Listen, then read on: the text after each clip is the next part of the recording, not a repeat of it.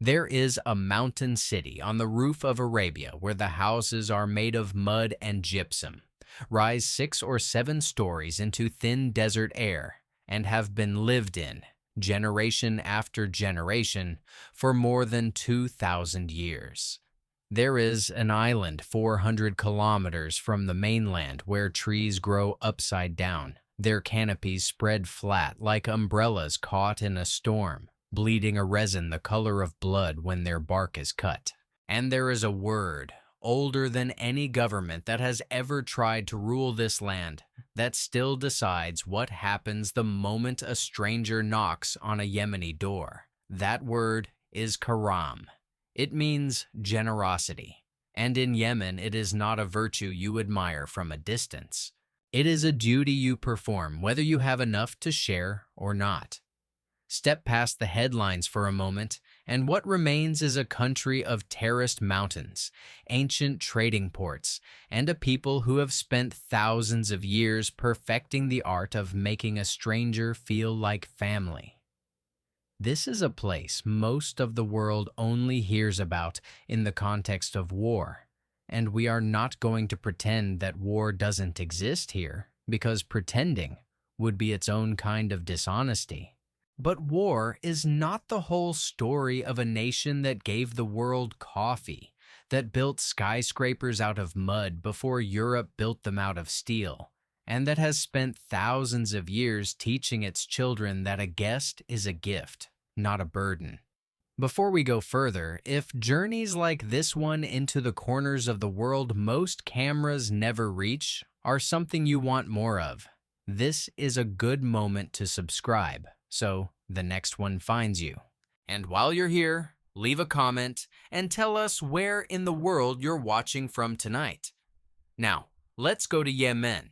Start with the land itself, because nothing about Yemeni life makes sense without it.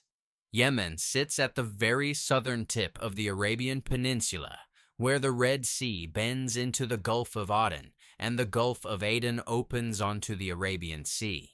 To the north is Saudi Arabia, to the east is Oman, and running along the coast is the Bab al-Mandab Strait, one of the busiest shipping corridors on the planet, the narrow gate through which a staggering share of the world's seaborne trade has to pass. Geographers generally divide the country into 4 distinct zones, and the differences between them are not subtle. Along the west, facing the Red Sea, is the Tihama, a flat, sun-scorched coastal plain that feels more like the Horn of Africa across the water than it does like the deserts of the Gulf states to the north. It is hot, humid, and where rainfall allows, surprisingly green, with bananas, papayas, and citrus growing in irrigated plots. Climb inland, and the land rears up into the western highlands. And this is where the Yemen most people picture in their minds actually exists. Terraced mountainsides, cool air, cloud clinging to the peaks, and villages perched on ridgelines, like they grew there rather than were built. This region catches the seasonal monsoon rains that barely reach the rest of the Arabian Peninsula, which is precisely why it has supported dense agricultural settlement, coffee terraces, and walled cities for thousands of years, while much of the peninsula around it stayed empty. Sana'a, the capital, sits up here at roughly 2,200 meters above sea level, high enough that even in a country famous for heat, the capital's nights can turn cold. Keep heading east, and the highlands give way to a broader eastern plateau, drier, harsher, opening eventually onto the edges of the Rub al-Khali, the empty quarter, one of the largest continuous sand deserts on Earth. And then, far out in the Arabian Sea, detached from all of it, sits Socotra, a volcanic archipelago so isolated that time seems to have forgotten to finish editing it. Isolation is the whole story of Socotra. The island has been separated from the mainland for so long, geologically speaking, that a huge share of its plant life exists nowhere else on the planet. The most famous of these is the dragon blood tree, whose scientific name, Dracaena kinneberi, barely does justice to how strange it actually looks. A thick, water-hoarding trunk topped with branches that fork outward and upward into a dense, flattened canopy, so that from a distance a hillside of them looks like a forest of open umbrellas. Cut into the bark, and a deep red resin bleeds out, which is where the name comes from, and which people across the ancient world once traded as medicine, dye, and incense. The tree can live for centuries. It has become, quite literally, the national tree of Yemen, and the archipelago around it was recognized by UNESCO as a Natural World Heritage Site in 2008 for a biodiversity that scientists still describe as unlike almost anywhere else on the planet. It isn't only the trees. Socotra is home to reptiles and land snails found nowhere else on Earth, a legacy of millions of years spent cut off from the mainland, evolving in isolation while continents around it kept changing. Back on the mainland, the built environment is every bit as extraordinary as the natural one. The old city of Sana'a has been continuously inhabited for well over 2,000 years, and its skyline, if you can call something built from mud brick a skyline, is unlike anything else in the Islamic world. Thousands of tower houses, many of them built before the 11th century, rising several stories, their upper floors framed in bands of white gypsum that trace geometric patterns around inset windows of colored glass. It is recognized by UNESCO for exactly this reason, a living demonstration of vertical urban planning that predates almost every skyscraper conversation the modern world has ever had. Further southeast, in the Hadramaut Valley, sits an even more startling example of the same instinct, the walled city of Shibam, whose 16th century mud brick towers climb up to 8 stories high, packed so tightly together that visitors have nicknamed it the Manhattan of the desert. It, too, is a UNESCO World Heritage Site, and it remains one of the oldest and most complete examples anywhere on Earth of a city that decided centuries before concrete existed to build up instead of out. Long before any of these tower cities existed, this same land was already legendary. In the first millennium BCE, the kingdom of Saba rose in the highlands around what is now the town of Marib. Its wealth built on 2 things: a genius for irrigation and control of the incense trade. Sabaean engineers built the Marib Dam, blocking a seasonal wadi to capture flood water and turn desert into farmland productive enough to be harvested twice a year, an engineering feat ancient Roman writers marveled at from 1,000 miles away. That same prosperity is almost certainly what gave rise to the legend of the Queen of Sheba, a story told with variations in the Hebrew Bible, the Quran, and Ethiopian tradition of a southern Arabian ruler wealthy enough to travel north laden with gold, spices, and precious stones simply to test the wisdom of a foreign king. Whatever the historical truth behind the legend, the wealth itself was real. Frankincense and myrrh, harvested from trees that grow almost nowhere else on Earth, moved north by camel caravan through Saba's territory toward Egypt, the Levant, and the Mediterranean world.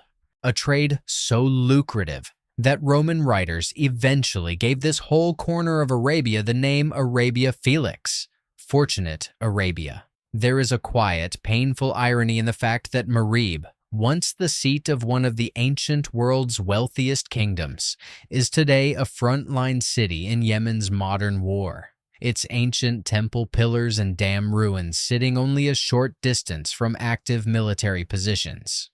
Empires rise and fall on this land. The land itself simply endures, mountains and desert absorbing whatever century happens to be passing through. By the 20th century, that long history had splintered into 2 separate Yemens. The north spent centuries under varying degrees of Ottoman control before gaining full independence in 1918 and eventually becoming the Yemen Arab Republic. The south, centered on the strategic port of Aden, fell instead under British administration, only gaining independence as the separate state of South Yemen in 1967.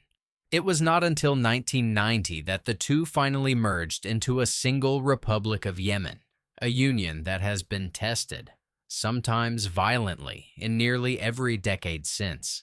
That layered past, Ottoman, British, tribal, monarchical, and republican, still shows up in the country's architecture, its regional dialects, and the different political instincts you find in Sanya compared with Aden. Now, everyday life.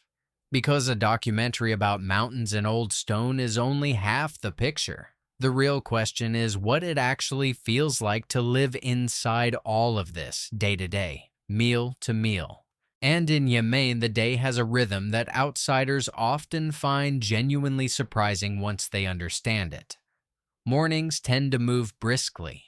Work, errands, the business of the day gets handled early, often accompanied by kishir, a fragrant tea brewed not from coffee beans but from the dried husks that surround them, sometimes spiced with ginger or cardamom, alongside black tea steeped the same way.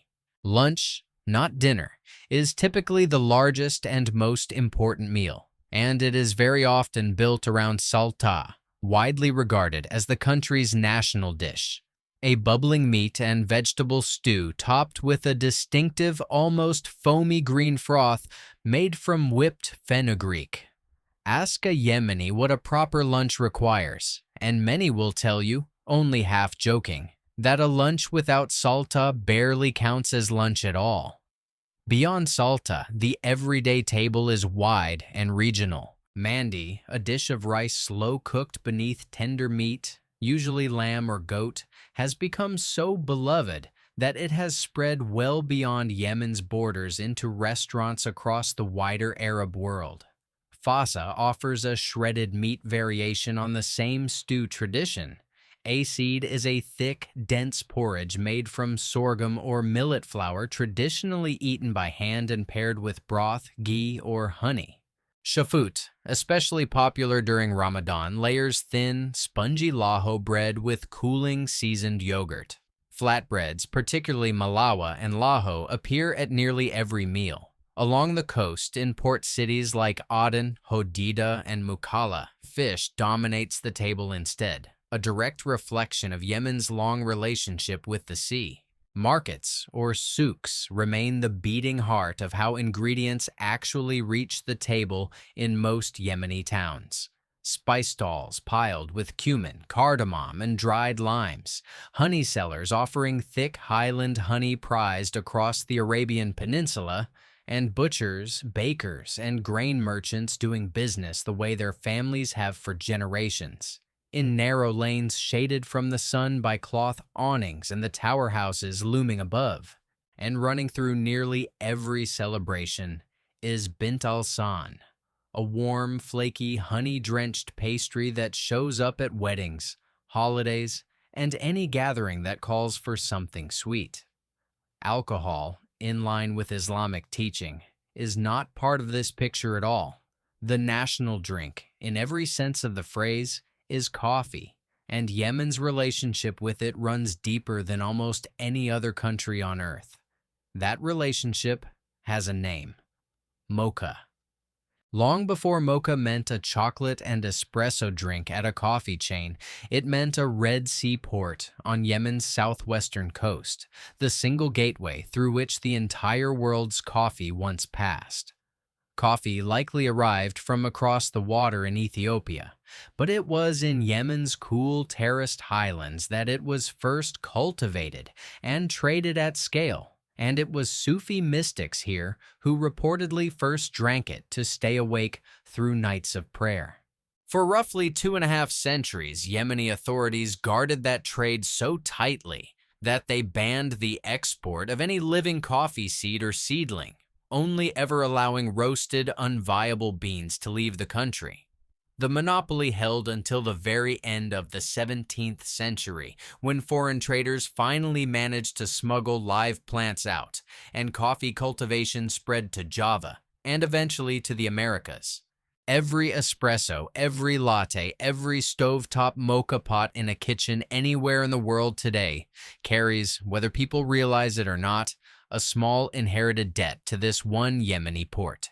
If you're finding the details of a place like this fascinating, that's exactly why this channel exists. So consider subscribing before we go on, because there's a lot more of the world left to see this way. Which brings us to the thread that ties all of this together, the concept of karam. In Yemeni social life, hospitality is not a nicety. It is closer to a moral obligation, one taken seriously enough that families will prepare their finest meal, use resources they can genuinely not spare for a guest who may be a total stranger. To turn someone away hungry, particularly someone who has come to your door, is understood as a real breach of honor, not just bad manners. This shows up everywhere in daily custom. Coffee or tea is offered before conversation even begins. Extended families frequently live under one roof or close beside one another. Obligations to parents, especially aging ones, are taken as a given rather than a burden. And in some communities, particularly among the Zaidi population of the north, it remains entirely ordinary for a son to keep living in the family home even after he marries. Dignity and family reputation matter enormously. Behavior that embarrasses either is treated as a serious social cost. Alongside hospitality sits the single most distinctive institution in Yemeni social life, the Qat chew. Qat is a leaf, mildly stimulant, grown across the highlands, and the ritual of chewing it socially, usually gathered on cushions in a room called a majlis, is a fixture of the afternoon across much of the country, especially in the north. Sessions typically start after the midday meal and stretch into evening, and they are not simply recreational. Business gets discussed and sometimes finalized. Disputes get aired and occasionally resolved. Poetry gets recited. History gets passed down out loud the way it has been for generations. And political opinions get traded as freely as the leaves themselves. Gatherings are usually segregated by gender, though women hold their own cat sessions as well. And by some estimates, at least half the adult male population and a meaningful share of women take part with real regularity. It is worth being honest here, rather than romantic. Qat cultivation consumes an enormous share of Yemen's scarce water and farmland, and its economic and health costs are real and widely debated inside Yemen itself. But dismissing it, or pretending it doesn't exist, would miss one of the most genuinely distinctive threads of how this society actually spends its afternoons. Clothing carries its own quiet symbolism. Many Yemeni men wear a long robe, sometimes called a thobe or jalabiya, often with a woven belt holding a jambiya, a curved ceremonial dagger that has functioned for centuries, less as a weapon and more as a mark of male identity, family status, and regional origin. The shape of the hilt and scabbard can often tell you where a man is from before he says a word. Boys are sometimes presented with their first jambiya as part of a coming-of-age milestone, a physical marker that they have crossed into a different stage of family and social responsibility. And the dagger is worn far more often for ceremony, status, and daily custom than for any practical use. Women's dress varies significantly by region and family tradition, commonly an abaya, a long black outer cloak, paired in many areas with a niqab, though in some regions and for celebrations, vividly colored embroidered dresses appear instead, especially among older or more rural traditions. None of this is static or uniform. Yemen is not one culture but a patchwork of regional identities, highland and coastal, tribal and urban, each with its own dialect, dress, and version of what hospitality and family duty actually look like in practice. Spoken word carries weight here that many modern cultures have quietly lost touch with. Oral poetry, proverb, and storytelling remain genuinely central to how Yemenis pass down memory, humor, and argument alike, recited at cot sessions, weddings, and tribal gatherings rather than confined to books. Regional dialects shift noticeably from the mountains of the north to the port cities of the south, to the outer reaches of Hadramaut, each carrying its own idiom, its own inflection, its own inside jokes about the region next door. This is one more reason Yemen resists being flattened into a single postcard image. A highland farmer near Sana'a, a fisherman in Mukalla, and a herder on Socotra can all call themselves Yemeni while living lives and speaking in ways distinctly their own. Religion structures the calendar as thoroughly as geography structures the landscape. Friday is the heart of the week, built around communal prayer, an elaborate family lunch, and long visits between relatives. Interestingly, the working weekend in Yemen falls on Thursday and Friday rather than Saturday and Sunday. So Friday genuinely functions as the one day almost everyone is free at the same time. Ramadan reshapes daily rhythm entirely. Days built around fasting and evenings built around family meals, shafut among them, and Eid al-Fitr and Eid al-Adha bring feasting, gift-giving, and some of the only days of the year when even the cot sessions take a back seat to something else. Now, for the part of this story that has to be told honestly, because leaving it out would make everything before it a kind of lie by omission. Yemen has been at war in one form or another since 2014, when the Houthi movement, formerly known as Ansar Allah, seized the capital, Sana'a, prompting a Saudi-led coalition to intervene the following year on behalf of Yemen's internationally recognized government. The result has been one of the longest-running conflicts in the region this century. A ceasefire brokered by the United Nations in 2022 has held the main front lines largely frozen since, and that relative calm has genuinely mattered. It is measurably quieter than the years before it. But frozen is not the same as resolved. The country today remains split, with the Houthi movement controlling Sana'a, the Red Sea port of Hodeidah, and most of the densely populated northwestern highlands, while the internationally recognized government, organized under the Presidential Leadership Council, governs from the southern port city of Aden. Periodic flare-ups, disputes over the south, and tension tied to wider regional conflicts have continued to test how long that fragile calm can hold. The human cost of the years since 2014 has been severe, and the numbers, drawn from United Nations humanitarian agencies, are worth stating plainly rather than softening. As of this year, more than 22 million people, roughly 2 out of every 3 Yemenis, need some form of humanitarian assistance to get by.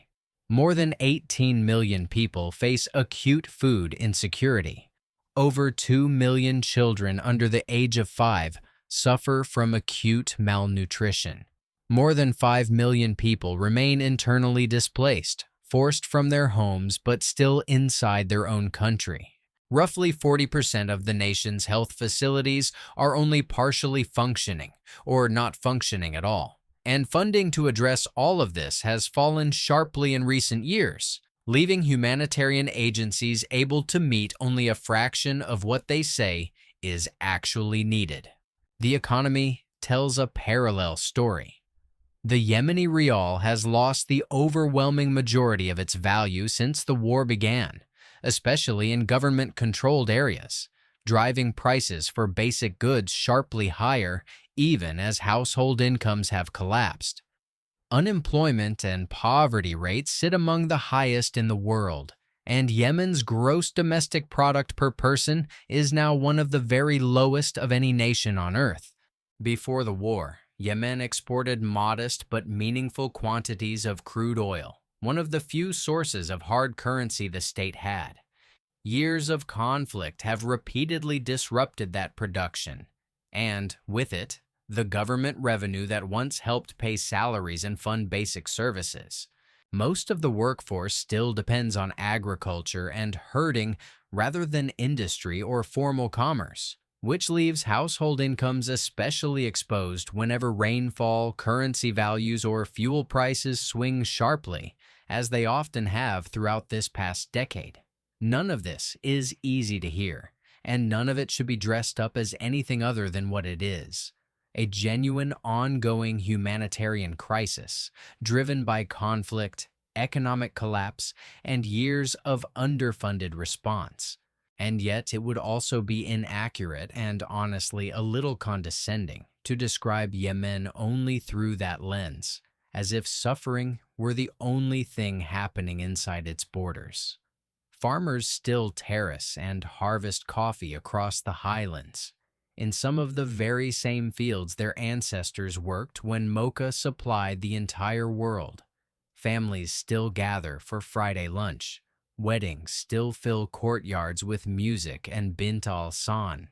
Traders still move goods through markets that have functioned in one form or another for over 1,000 years. Resilience in Yemen is not a slogan. It is what daily survival has demanded of an entire population for more than a decade, and people have kept meeting that demand in ways both remarkable and quietly exhausting.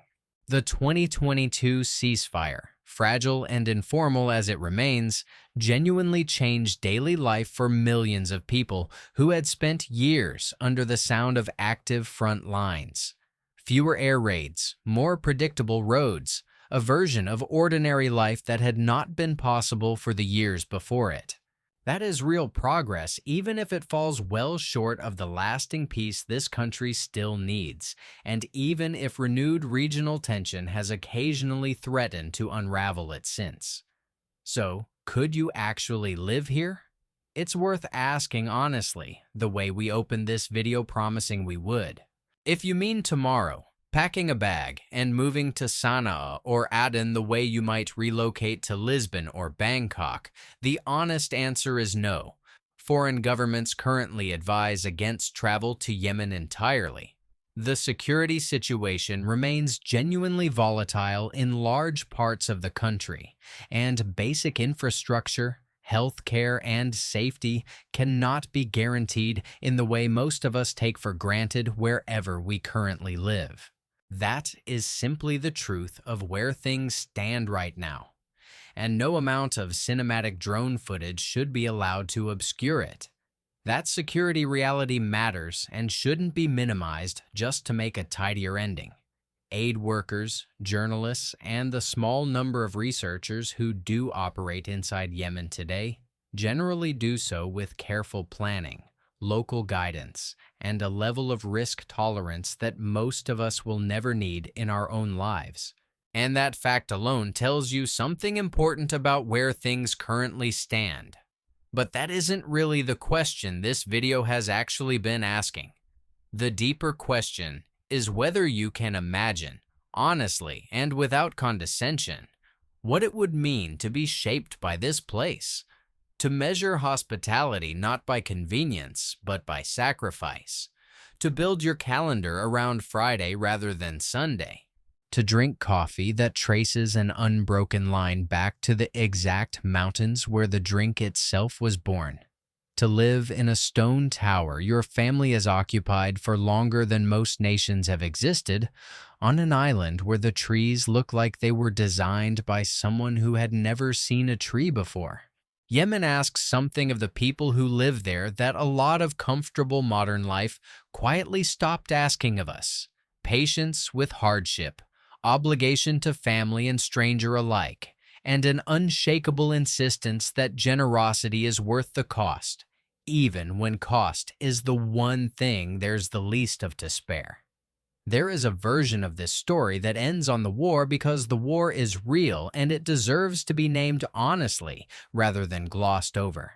But there is another version, equally true, that ends the way it began, with a door opening and a stranger being welcomed in before anyone has asked why they came.